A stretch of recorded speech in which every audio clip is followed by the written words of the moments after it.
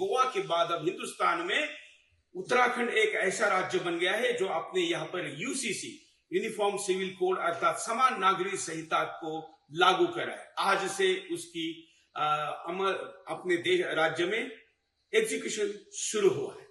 उत्तराखंड के लिए 12 जुलाई का दिन बेहद खास रहा। लंबे समय से जिसका इंतजार था, सरकार की ओर से उस नागरिक संहिता यानी यूसीसी की पूरी रिपोर्ट सार्वजनिक कर दी गई है। सरकार ने इससे पहले रिपोर्ट के मुख्य अंश ही जारी किए थे, लेकिन 12 जुलाई शाम पूरी रिपोर्ट आम लोगों के लिए उपलब्ध हो गई। वेबसाइट पर जाकर कोई भी व्यक्ति रिपोर्ट को देख सकता है। यूसीसी के नए नियमों के हिसाब से अब लिव इन रिलेशनशिप में रहने वाले कपल्स को रजिस्ट्रेशन कराना होगा। रजिस्ट्रेशन का उद्देश्य प्रोटेक्शन देना है, किसी की प्राइवेसी भंग नहीं होगी। ये भी नियम है कि रजिस्ट्रेशन की व्यवस्था को रूल में भी रखा जाए। 18 से 21 साल के बीच का उम्र परिपक्व नहीं होता है और प्रोटेक्शन की जरूरत है। दरअसल उत्तराखंड की धामी सरकार ने 27 मई 2022 को यूसीसी का ड्राफ्ट तैयार करने के लिए एक 5 सदस्यीय कमेटी बनाई थी। रिटायर्ड जस्टिस रंजना देसाई की अध्यक्षता में कमेटी गठित की गई। कमेटी ने 43 जनसंवाद कार्यक्रम और विभिन्न माध्यमों से 2,33,000 लोगों से यूसीसी के लिए सुझाव लिए थे। इसके बाद 2 फरवरी 2024 को कमेटी ने सरकार को यूसीसी की रिपोर्ट सौंपी। कमेटी की ओर से रिपोर्ट सौंपे जाने के बाद मुख्यमंत्री धामी ने 7 फरवरी को यूसीसी के ड्राफ्ट को विधानसभा के पटल पर रखा। इसे विधानसभा में ध्वनिमत से पास कर दिया गया। इसके बाद उत्तराखंड यूसीसी को लागू करने वाला देश का पहला राज्य बन गया। विधेयक को कानून बनाने के लिए राष्ट्रपति के पास भेजा गया और फिर 11 मार्च को राष्ट्रपति द्रौपदी मुर्मू ने यूसीसी विधेयक को मंजूरी दे दी और अब मुख्यमंत्री पुष्कर सिंह धामी ने अक्टूबर माह में इसे उत्तराखंड में लागू करने का ऐलान किया है। ऐसे में अब लोगों के मन में ये सवाल उठ रहे हैं कि राज्य में क्या क्या प्रावधान किए गए हैं। यूसीसी लागू होने से बहुत कुछ बदल जाएगा।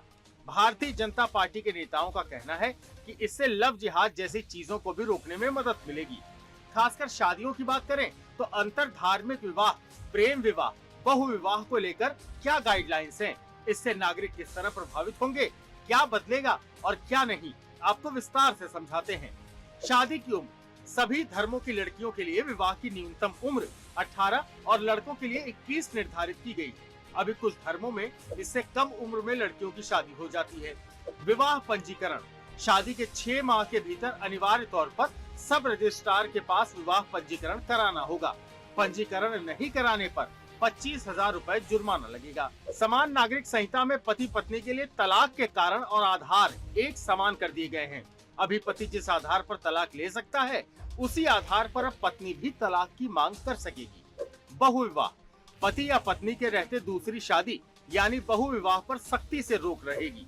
विशेषज्ञों के मुताबिक अभी मुस्लिम पर्सनल लॉ में बहु विवाह करने की छूट है, लेकिन अन्य धर्मों में एक पति एक पत्नी का नियम बहुत कड़ाई से लागू है।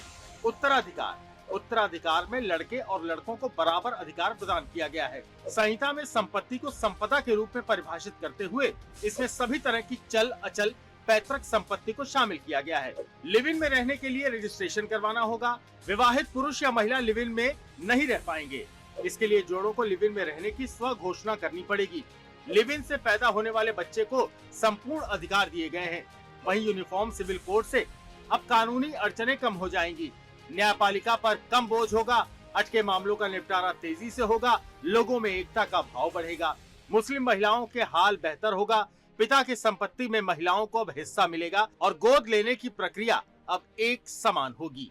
Bureau report, Sudarshan news.